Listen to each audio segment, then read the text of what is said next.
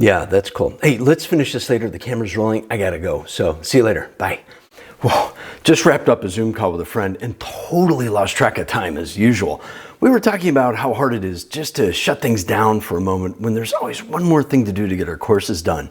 You ever feel that? Not because you wanted to keep going, but because you were afraid to stop? Afraid that if you don't keep pushing, something's gonna slip? Afraid you'll miss out, miss a deadline, miss another window of opportunity, or worse, lose the motivation to finish that project you've been barely holding together all day. And believe me, you are definitely not alone. I've got a bit of FOMO of my own that this video needs to reach 10,000 people running on fumes who need to hear this message. If that's you, hit subscribe and share it with someone who's right there with us. Because let's call it what it is. We're not just overworking. We're stuck in FOMO disguised as a work ethic. And here on Break Free from Burnout, we dig into the real reasons behind burnout so you can stop the cycle and reclaim your energy without sacrificing your goals. All right, let's get into this. Ever catch yourself saying just one more thing and I'll stop? But then it's 10 or 11 or midnight. Again, you were supposed to stop, but instead you checked your email, responded to a client, started another project, said yes to something you had no energy for. You didn't do it because you're lazy or disorganized. You did it because deep down you're afraid. Afraid that if you stop, something is going to fall apart.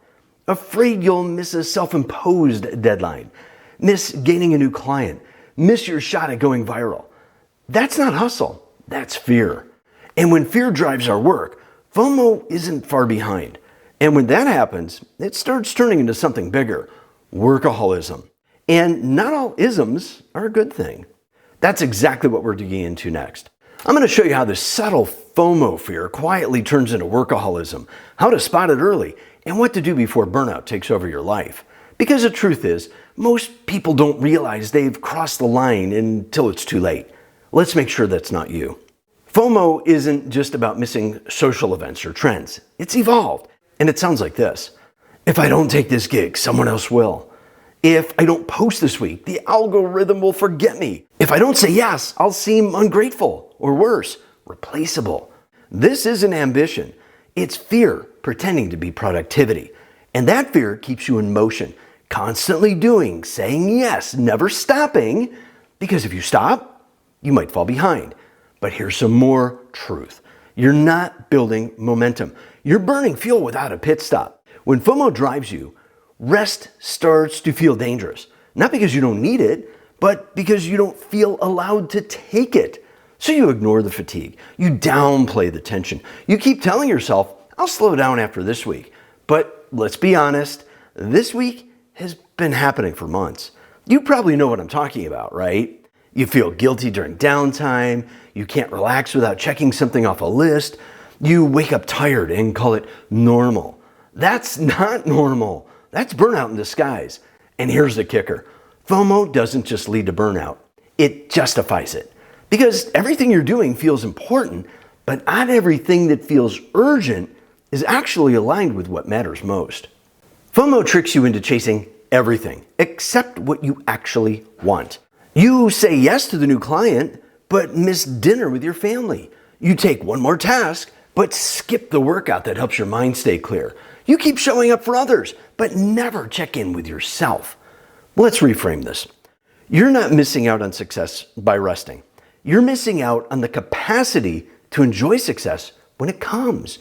You're missing clarity, creativity, connection, confidence, all the things that can only be built when you pause and breathe. So how do you stop FOMO from turning into burnout? Start with this.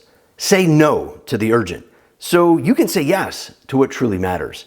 Set boundaries that protect your energy, not just your time. Understand that doing less doesn't mean falling behind. It means protecting your momentum for the long run. Your worth isn't measured by your hustle, and your value isn't found in how many things you say yes to. If you're watching this thinking, this is me, you don't have to work yourself into the ground to succeed. You just have to stop letting FOMO run the show. Then here's your next step. Watch this video next on how to say no without guilt.